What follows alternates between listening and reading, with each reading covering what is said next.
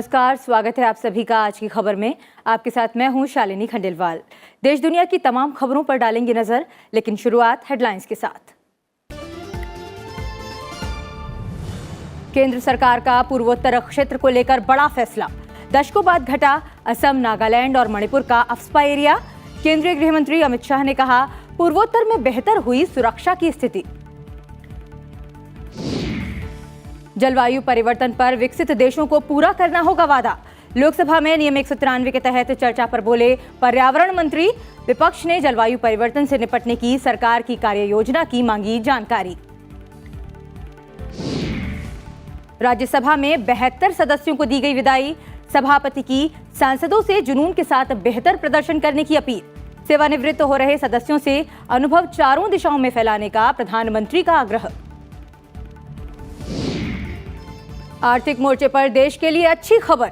8 बुनियादी उद्योगों का उत्पादन फरवरी में 5.8% बढ़ा। कोयला, प्राकृतिक गैस, रिफाइनरी उत्पाद और सीमेंट क्षेत्र के बेहतर प्रदर्शन। और कीव और चेर्निहिव में पीछे हटने के बाद से पलटा मॉस्को। रूसी सैन्य बलों ने तेज किए हमले। पलायन करने वालों की तादाद 40 लाख के पार। यूक्रेन के परमाणु संयंत्र का IAEA प्रमुख ने किया दौरा।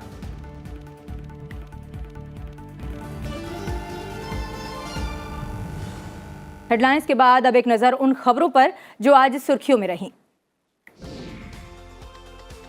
तमिलनाडु के मुख्यमंत्री MK स्टालिन ने दिल्ली में प्रधानमंत्री नरेंद्र मोदी से मुलाकात की। उन्होंने श्रीलंका में आर्थिक संकट के बीच वहां रह रहे तमिलों को मदद मुहैया कराने के लिए केंद्र की अनुमति मांगी। स्टालिन ने प्रधानमंत्री को विभिन्न मुद्दों पर एक विस्तृत ज्ञापन सौंपा, जिसमें द्वीपीय देश में आर्थिक संकट से जुड़े मुद्दे भी शामिल थे। विदेश मंत्री S जयशंकर ने अमेरिकी विदेश मंत्री एंटनी ब्लिंकन के साथ फोन पर बातचीत की। इस दौरान दोनों नेताओं ने यूक्रेन संकट, हिंद प्रशांत क्षेत्र में स्थिति और द्विपक्षीय सहयोग पर चर्चा की। भारत और अमेरिका के विदेश मंत्रियों की ये वार्ता रूस के विदेश मंत्री सर्गेई लावरोव की भारत यात्रा से एक दिन पहले हुई है। राष्ट्रीय सुरक्षा सलाहकार अजीत डोभाल ने आज नीदरलैंड के राष्ट्रीय सुरक्षा सलाहकार जेफरी वान ल्यूवेन के साथ बातचीत की। दोनों NSA के बीच द्विपक्षीय मुद्दों के साथ कई अहम क्षेत्रीय और वैश्विक घटनाक्रम पर भी चर्चा हुई।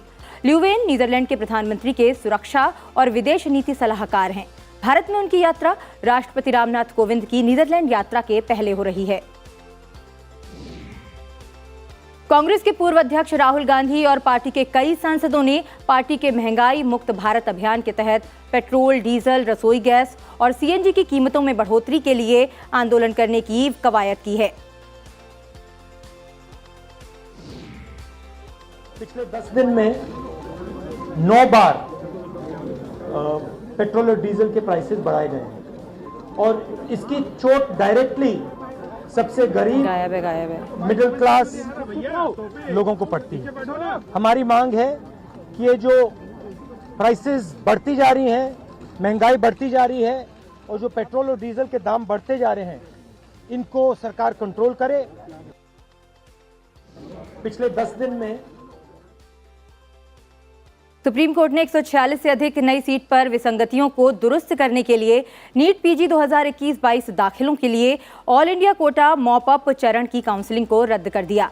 ये 146 सीट उम्मीदवारों के लिए पिछले दौर की काउंसलिंग में उपलब्ध नहीं थी और उनके पास इन सीटों में भाग लेने का कोई अवसर नहीं था। उत्तर प्रदेश माध्यमिक शिक्षा परिषद द्वारा आयोजित बोर्ड की 12वीं कक्षा की अंग्रेजी परीक्षा का प्रश्न पत्र लीक होने के मामले में पुलिस ने 2 स्थानीय पत्रकारों समेत 7 और लोगों को गिरफ्तार किया है। प्रश्न पत्र लीक होने के बाद 24 जिलों में अंग्रेजी की परीक्षा रद्द कर दी गई थी। मुख्यमंत्री योगी आदित्यनाथ ने दोषियों के खिलाफ राष्ट्रीय सुरक्षा कानून के तहत कार्रवाई सहित कड़ी कार्रवाई के आदेश दिए थे। भारत और फ्रांस ने अपने समुद्री सहयोग में बढ़ती समरूपता को परिलक्षित करने के लिए अरब सागर में 5 दिवसीय विशाल नौसेना अभ्यास शुरू किया। नौसेना ने कहा कि इस वरुण अभ्यास में दोनों नौसेनाओं के जहाज, पनडुब्बियां, समुद्री गश्ती विमान, लड़ाकू विमान और हेलीकॉप्टर हिस्सा ले रहे हैं। राजस्थान के अलवर जिले में स्थित सरिस्का बाघ अभयारण्य के जंगलों में लगी आग पर लगभग काबू पा लिया गया है। सरिस्का के जिस क्षेत्र में आग लगी वो पहाड़ी इलाका था। महिला क्रिकेट विश्व कप में इंग्लैंड और ऑस्ट्रेलिया के बीच खिताबी भिड़ंत होगी। दूसरे सेमीफाइनल में इंग्लैंड ने दक्षिण अफ्रीका को 137 रनों से हराकर फाइनल में प्रवेश किया। वेलिंगटन में खेले गए पहले सेमीफाइनल में वेस्टइंडीज को हराकर ऑस्ट्रेलिया ने फाइनल में जगह बनाई थी।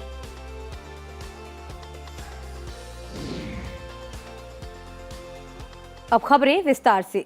केंद्र ने दशकों बाद नागालैंड, असम और मणिपुर में सशस्त्र बल विशेष अधिकार अधिनियम अफ्स्पा के तहत अशांत क्षेत्रों को कम करने का फैसला किया है। केंद्रीय गृह मंत्री अमित शाह ने ऐलान किया कि दशकों बाद नागालैंड, असम और मणिपुर में अफ्स्पा के तहत आने वाले अशांत क्षेत्रों को घटाया जा रहा है। केंद्रीय गृह मंत्री अमित शाह ने सिलसिलेवार ट्वीट्स में इस फैसले की जानकारी दी। उन्होंने कहा कि ये पूर्वोत्तर क्षेत्र जो दशकों से उपेक्षित था, अब शांति, समृद्धि और अभूतपूर्व विकास के एक नए युग का गवाह बन रहा है। उन्होंने प्रधानमंत्री को श्रेय देते हुए कहा कि ये कदम नॉर्थ ईस्ट में सुरक्षा की दृष्टि से बेहतर होती स्थिति और तेजी से विकास का नतीजा है। अमित शाह ने पूर्वोत्तर के लोगों को बधाई देते हुए कहा कि दशकों तक भारत का ये हिस्सा नजरअंदाज किया गया, मगर केंद्र सरकार का फोकस इसी पर है। एक दिन पहले ही असम और मेघालय के बीच 50 साल पुराना सीमा विवाद सुलझने की दिशा में कदम बढ़े। असम के सीएम हेमंत बिस्वा शर्मा और मेघालय के मुख्यमंत्री कोनराड संगमा ने मंगलवार को गृह मंत्री अमित शाह की मौजूदगी में समझौते पर दस्तखत किए। Arm forces special powers act का जो प्रोविजन है, कई एरिया नॉर्थ ईस्ट से हटाने का जो फैसला हुआ है, ये क्रांतिकारी है और ऐतिहासिक है। पिछले 7 सालों में नॉर्थ ईस्ट के अंदर में जो शांति लाए हैं, प्रधानमंत्री मोदी जी ने जो पहल की है और अमित शाह जी ने उसको एग्जीक्यूट किया है, जिसका माध्यम से कई जो संगठन हैं जो गलत रास्ते में थे वो रिटर्न हो गए हैं। अफ्स्पा का एरिया घटाया गया है। ये एक ऐतिहासिक निर्णय है। इससे साफ जाहिर है कि नॉर्थ ईस्ट में शांति वापस आया है। असम के मुख्यमंत्री हेमंत बिस्वा शर्मा ने 23 जिलों से पूर्ण रूप से और 1 जिले से आंशिक रूप से अफ्स्पा को हटाने के केंद्र के फैसले का स्वागत किया है। असम का कुल भौगोलिक क्षेत्रफल 78,438 वर्ग किलोमीटर है। ये पूरा क्षेत्र अशांत क्षेत्र था और अब ये क्षेत्र केवल 31,724.94 वर्ग किलोमीटर तक ही सीमित है। असम के 9 जिलों और 1 अनुमंडल को छोड़कर असम से आज आधी रात से अफ्स्पा को पूरी तरह से वापस ले लिया जाएगा। AFSPA will be withdrawn from midnight today from the 60% of our territory. So if you look at this map, you will see that complete lower Assam and central Assam and north Assam, AFSPA will be withdrawn from midnight today. Now AFSPA will be there only in the hills district of Assam and in the upper Assam, where, as we all know, that situation is yet to be improved. जलवायु परिवर्तन से निपटने में सरकार के कदमों को रेखांकित करते हुए वन पर्यावरण मंत्री भूपेंद्र यादव ने कहा कि विकसित देशों ने विकासशील देशों से जो वादे किए हैं उन्हें पूरे करने चाहिए। उन्हें अपनी ऐतिहासिक जिम्मेदारियों को समझना चाहिए। लोकसभा में नियम 193 के तहत जलवायु परिवर्तन के विषय पर चर्चा का जवाब देते हुए भूपेंद्र यादव ने कहा कि जलवायु परिवर्तन की चुनौतियों से निपटने में जलवायु न्याय एक महत्वपूर्ण तत्व है और इसे ध्यान में रखते हुए विकसित देशों को जलवायु परिवर्तन को लेकर अपनी जिम्मेदारी उठानी चाहिए। पर्यावरण मंत्री ने कहा कि जलवायु परिवर्तन पर पेरिस समझौते में दुनिया के देशों ने इस विषय पर साझा लेकिन एक दूसरे से अलग जिम्मेदारियों के तहत अपनी राष्ट्रीय जरूरतों के अनुरूप लक्ष्य निर्धारित करने पर सहमति व्यक्त की थी। जिस क्लाइमेट फाइनेंस के विषय पे डेवलप्ड कंट्रीज को कम से कम न केवल अपनी जिम्मेदारी को निभाना होगा बल्कि अपनी हिस्टोरिकल रेस्पॉन्सिबिलिटी के लिए डेवलपिंग कंट्रीज के साथ मिलकर के कार्य करना होगा।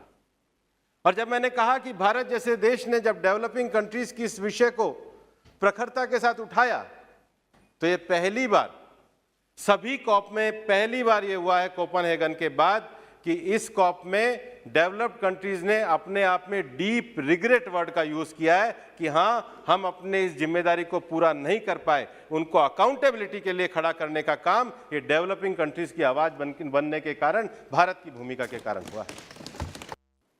लोकसभा में जलवायु परिवर्तन पर चर्चा के दौरान कांग्रेस समेत कुछ विपक्षी दलों ने जलवायु परिवर्तन की चुनौतियों से निपटने को लेकर सरकार की कार्य योजना के बारे में जानकारी मांगी।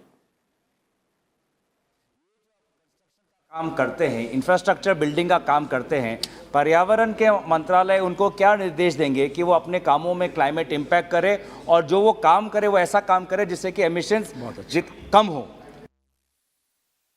ग्लासगो कॉन्फ्रेंस में रहा कि विकसित देश 2050 कह रहे थे, चाइना ने 2060 कहा और हम 2070 की बात करें तो हम क्या उसको 2070 से पहले जीरो एमिशन पे कार्रवाई कर सकते हैं? राज्यसभा में आज 72 सदस्यों को विदाई दी गई। उच्च सदन में 19 राज्यों का प्रतिनिधित्व कर रहे इन सदस्यों का कार्यकाल मार्च से जुलाई के बीच पूरा होने जा रहा है। सभापति एम वेंकैया नायडू ने इस मौके पर कहा कि जनता की उम्मीदें और आकांक्षाएं कानून और नीतियों के निर्माण में समाहित होती हैं। इसलिए सभी निर्वाचित प्रतिनिधियों को सुनिश्चित करना चाहिए कि जनता की उम्मीदों को पूरा किया जाए।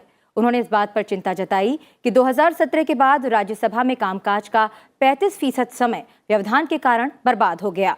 सभापति ने सेवानिवृत्त हो रहे कुछ सदस्यों के कार्यकाल की सराहना भी की। 72 members of this August House are slated for retirement between March and July this year. 65 of them represent 19 states, while 7 are nominated members. From my own observation as chairman of this August House and as informed by the Secretariat, these 72 members constitute a vast pool of considerable legislative experience, domain knowledge, parliamentary skills and proven performance in this House. प्रधानमंत्री नरेंद्र मोदी ने राज्यसभा से सेवानिवृत्त हो रहे सदस्यों के बेहतर भविष्य की कामना करते हुए उनसे आग्रह किया कि वो अपने अनुभवों को चारों दिशाओं में ले जाएं और अपने योगदानों को कलमबद्ध कर देश की भावी पीढ़ी को प्रेरित करें। प्रधानमंत्री ने सेवानिवृत्त हो रहे सांसदों के लिए दिए गए अपने विदाई भाषण में उच्च सदन में कहा कि जो सदस्य सेवानिवृत्त हो रहे हैं उनके पास अनुभव की बहुत बड़ी पूंजी है और कभी-कभी ज्ञान से ज्यादा अनुभव की ताकत होती है। उन्होंने कहा कि भले हम इन 4 दीवारों से निकल रहे हैं, लेकिन इस अनुभव को राष्ट्र के सर्वोत्तम हित के लिए चारों दिशाओं में ले जाएं।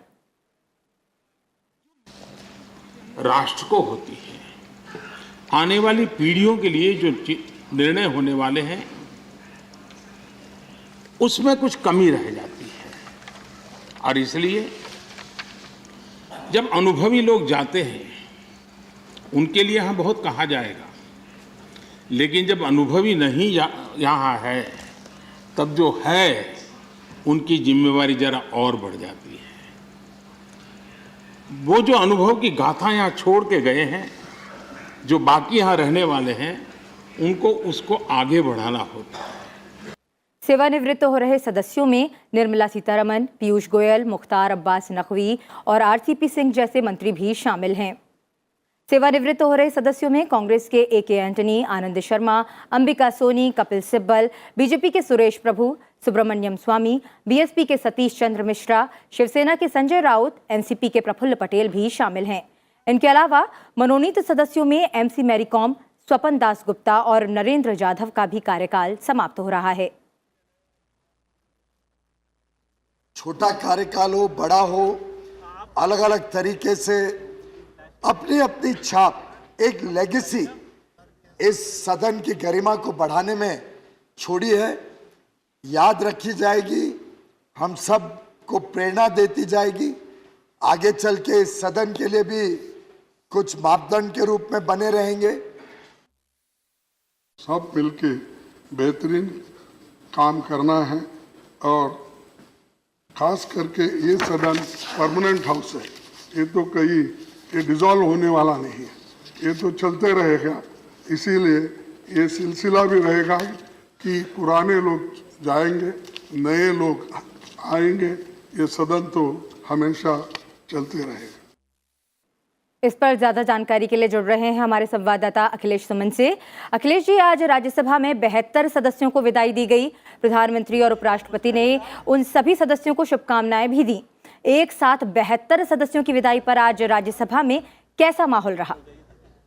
देखिए शालिनी, माहौल अगर कहें तो माहौल निश्चित तौर से काफी भावुक माहौल होता है।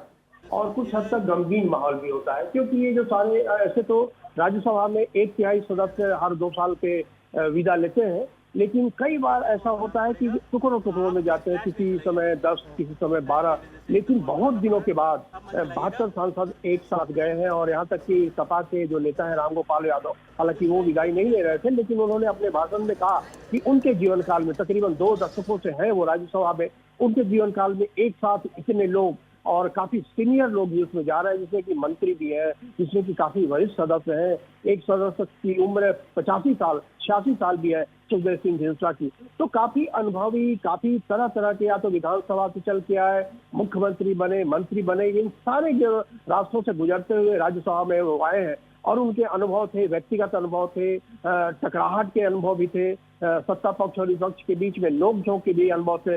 लेकिन इन सब के बीच में, सारे सदस्यों के बीच में एक पुल भी बनता है, वो भावनात्मक पुल बनता है, क्योंकि देखिए राजनीति कोई अस्थायी उस तरीके से वेतन देने वाला पेशा है नहीं। राजनीति में कार्यकर्ता के रूप में आदमी काम करता है, और जब समय ऐसा आता है तब उन्हें या तो एमएलए, एमपी या विभिन्न स्तरों पे प्रतिनिधि या फिर लोकसभा और राज्यसभा में आते हैं। तो यह जो एक कार्यकाल होता है राज्यसभा में, 6 साल का कार्यकाल आमतौर पे होता है, लेकिन कई सदस्य बीच में अगर आते हैं तो उनके लिए 4.5 साल भी होता है, 2-2.5 साल भी होता है। ये काफी फ्लेक्सिबल राज्यसभा के सदस्यों का कार्यकाल होता है।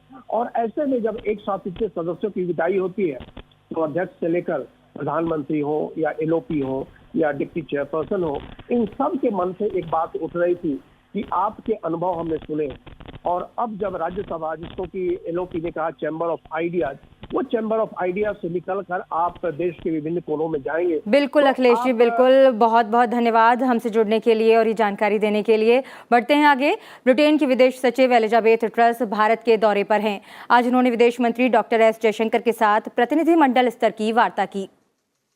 ब्रिटेन की विदेश सचिव एलिजाबेथ ट्रस ने कहा कि एक साल में तीसरी बार भारत आकर और विदेश मंत्री एस जयशंकर से मिलकर बहुत अच्छा लगा। रोड मैप 2030 की दिशा में आगे बढ़ना बहुत अच्छा है। ये दोनों देशों के लिए बहुत महत्वपूर्ण है। प्रधानमंत्री नरेंद्र मोदी 1 अप्रैल को परीक्षा पे चर्चा 2022 में छात्रों, शिक्षकों और अभिभावकों के साथ बातचीत करेंगे। कोरोना प्रतिबंधों को ध्यान में रखते हुए दिल्ली, एनसीआर, यूपी और हरियाणा के सरकारी और निजी स्कूलों के 1000 बच्चों को निमंत्रित किया गया है। परीक्षा पे चर्चा 2018 से प्रतिवर्ष आयोजित की जाती है, जहां प्रधानमंत्री छात्रों और शिक्षकों के साथ बातचीत करने के लिए लाइव होते हैं। परीक्षा पे चर्चा 2022 का 5वां संस्करण तालकटोरा स्टेडियम दिल्ली में आयोजित किया जाएगा। फिलहाल समय है एक छोटे से ब्रेक का। ब्रेक के बाद समाचार राज्यवार, साथ ही डालेंगे नजर पाकिस्तान में पल पल बदलते सियासी घटनाक्रम पर। आप बने रहिए संसद टीवी के साथ।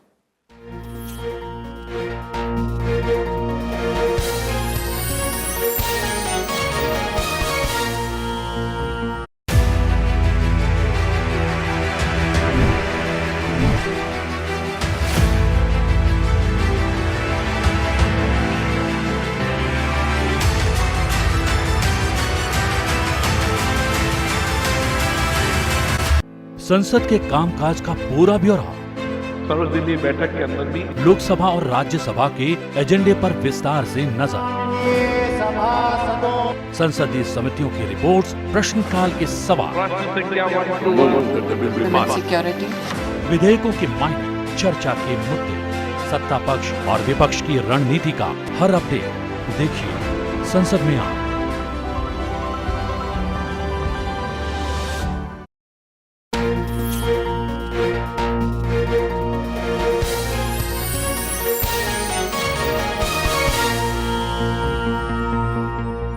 ब्रेक के बाद एक बार फिर आप सभी का स्वागत है आज की खबर में। बढ़ते हैं आगे और बात करते हैं राज्यों से जुड़ी हुई खबरों की।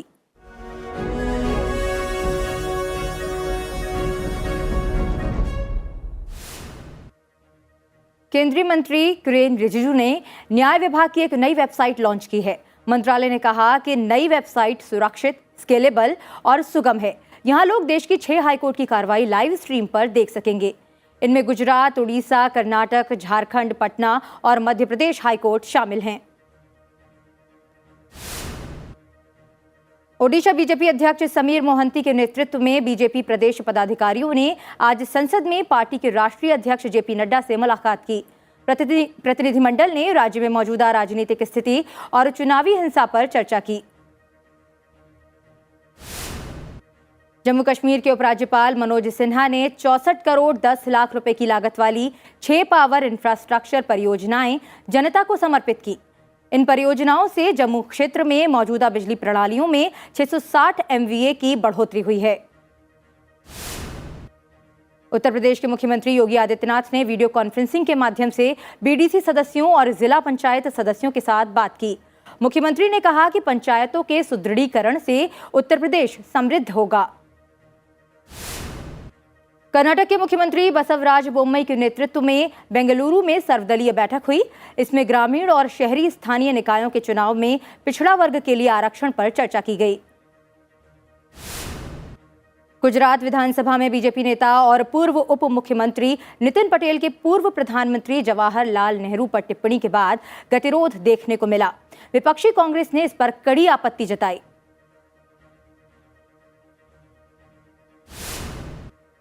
छत्तीसगढ़ के मुख्यमंत्री भूपेश बघेल ने राजीव गांधी ग्रामीण भूमिहीन कृषि मजदूर न्याय योजना के तहत 71 करोड़ रुपए की दूसरी किश्त जारी की। साथ ही तेंदुपत्ता संग्राहकों को बीमा राशि का वितरण किया। इसके तहत करीब 1124 करोड़ रुपए की राशि वितरित की गई।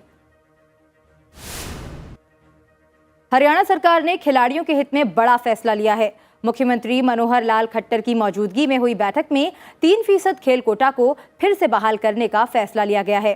खिलाड़ियों का 3% कोटा आउटस्टैंडिंग स्पोर्ट्स पॉलिसी के तहत बहाल किया गया है।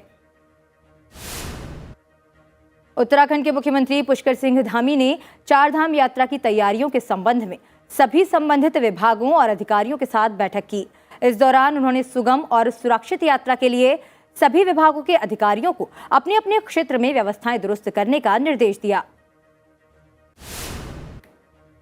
दिल्ली के मुख्यमंत्री अरविंद केजरीवाल ने आज IP डिपो से 4000 इलेक्ट्रिक ऑटो रिक्शा को हरी झंडी दिखाकर रवाना किया। उन्होंने कहा कि प्रदूषण को देखते हुए दिल्ली में सभी वाहनों को इलेक्ट्रिक करने की तरफ ले जाया जा रहा है। त्रिपुरा के मुख्यमंत्री बिप्लब कुमार देव ने अगरतला में मुख्यमंत्री निबीर मत्स्य चष प्रकल्प का उद्घाटन किया। उन्होंने मछली पालकों को संबोधित करते हुए कहा कि त्रिपुरा में मछली उत्पादन और प्रति व्यक्ति मछली की खपत में उल्लेखनीय वृद्धि हुई है, जो राज्य के आर्थिक विकास के निर्धारकों में से एक है। ओडिशा नगर निकाय चुनाव में पहली बार कोई मुस्लिम महिला नगर पालिका की अध्यक्ष निर्वाचित हुई है।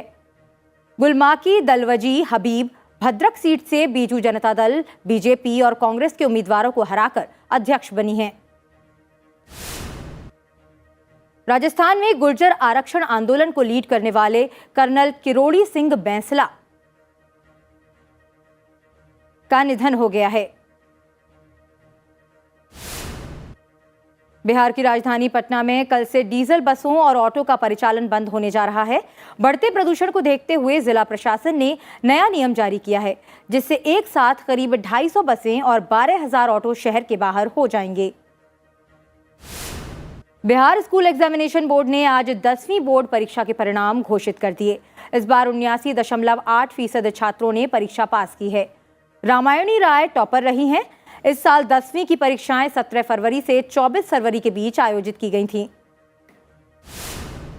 श्रीलंका की नौसेना ने अपने समुद्री क्षेत्र में मछली पकड़ने के आरोप में 3 भारतीय मछुआरों को गिरफ्तार किया है। साथ ही एक नौका भी जब्त की है। सभी मछुआरे पुडुकोट्टई जिले के हैं। 2 दिन पहले श्रीलंकाई नौसेना ने 4 मछुआरों को गिरफ्तार किया था। अप्रैल महीना शुरू होने के पहले ही देश में भीषण गर्मी पड़ने लगी है। इस समय उत्तर भारत के कई राज्यों में लू की चपेट में आ चुके हैं। मौसम विभाग ने अगले कुछ दिनों तक उत्तर पश्चिम, मध्य और पश्चिम भारत में लू चलने की आशंका जताई है।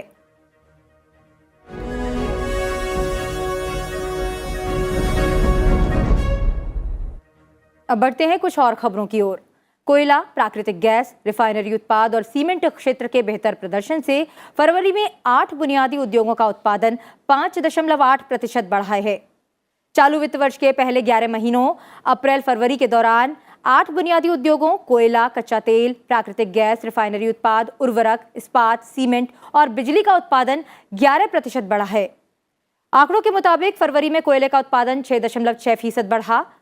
प्राकृतिक गैस के उत्पादन में 12.5%, रिफाइनरी उत्पादन में 8.8% और सीमेंट में 5% की वृद्धि हुई। केंद्रीय प्रत्यक्ष कर बोर्ड ने कहा है कि आज यानी कि 31 मार्च 2022 तक स्थायी खाता संख्या यानी पैन को विशिष्ट पहचान संख्या से नहीं जोड़ने वाले करदाताओं को 500 रुपए से लेकर 1000 रुपए तक का जुर्माना भरना होगा। पैन को बायोमीट्रिक आधार से जोड़ने की अंतिम तारीख 31 मार्च 2022 है। इस समय सीमा का अनुपालन नहीं करने पर पैन निष्क्रिय हो जाएगा। आधार की देरी से सूचना देने पर 500 रुपए का विलंब शुल्क लगेगा। ये जुर्माना शुल्क अगले 3 महीने यानी 30 जून 2022 तक के लिए होगा। उसके बाद करदाताओं को 1000 रुपए का जुर्माना चुकाना होगा। वहीं पैन को आधार से न जोड़ने की स्थिति में 31 मार्च 2022 से पैन कार्ड निष्क्रिय हो जाएगा। पाकिस्तान में सियासी भूचाल के बीच नेशनल असेंबली की कार्यवाही स्थगित कर दी गई है। अब 3 अप्रैल को अविश्वास प्रस्ताव पर चर्चा और वोटिंग हो सकती है। विपक्षी दल लगातार प्रधानमंत्री इमरान खान के खिलाफ अविश्वास प्रस्ताव पर मतदान की मांग कर रहे थे, लेकिन अब यह कार्यवाही रविवार यानी 3 अप्रैल को ही संभव होगी। ऐसा माना जा रहा है कि रविवार को अविश्वास प्रस्ताव पर मतदान किया जाएगा, क्योंकि संवैधानिक रूप से अविश्वास प्रस्ताव पर मतदान की समय सीमा 3 अप्रैल को खत्म हो रही है। हालांकि कार्यवाही स्थगित किए जाने के बावजूद विपक्षी दलों के सांसद इमरान खान के खिलाफ नारेबाजी करते रहे। रूसी सैन्य बलों ने राजधानी कीव और एक दूसरे शहर में अभियान में कमी करने का वादा करने के महज कुछ घंटों बाद इन शहरों के आसपास के इलाकों में बमबारी की। देश के कई हिस्सों पर रूस के बढ़ते हमलों के बाद युद्ध को खत्म करने के मकसद से वार्ता में कोई प्रगति होने की उम्मीद खत्म हो गई है। रूसी सेना ने ऐलान किया था कि वो आगे की बातचीत के अनुकूल परिस्थितियां पैदा करने और आपसी विश्वास पैदा करने के लिए राजधानी कीव और उत्तरी शहर चेरनीहिव के समीप अपने अभियान में कमी करेगी। हालांकि यूक्रेन के राष्ट्रपति वोलोदिमीर ज़ेलेंस्की और पश्चिमी देशों ने इस पर गहरा संदेह जताया है। रूसी सेना ने पूर्वी यूक्रेन में डोनबास क्षेत्र और लिजियम शहर के आसपास अपने हमले तेज कर दिए हैं। ये शहर डोनबास की ओर जाने वाला अहम रास्ता है। इस बीच संयुक्त राष्ट्र के मुताबिक यूक्रेन छोड़कर जाने वाले नागरिकों की संख्या 40 लाख पर पहुंच गई है, जिनमें से करीब आधी आबादी बच्चों की है। अंतर्राष्ट्रीय परमाणु ऊर्जा एजेंसी के प्रमुख ने दक्षिण यूक्रेन के एक परमाणु संयंत्र का दौरा किया। इस दौरे का मकसद यूक्रेनी अधिकारियों से मुलाकात करना और तकनीक सहयोग मुहैया कराना है। यूक्रेन में 4 परमाणु संयंत्रों में 15 परमाणु रिएक्टर हैं, जिनमें से एक संयंत्र रूसी सेना के नियंत्रण में है। चलते चलते आपको छोड़ जाते हैं गुजरात के सूरत के एक चिड़ियाघर में, जहां पशु पक्षियों को गर्मी से राहत देने के लिए चिड़ियाघर प्राधिकरण ने चिड़ियाघर में पानी का तालाब बनाकर जानवरों का विशेष ध्यान रखने की कवायद शुरू की है। मुझे दीजिए इजाजत, नमस्कार।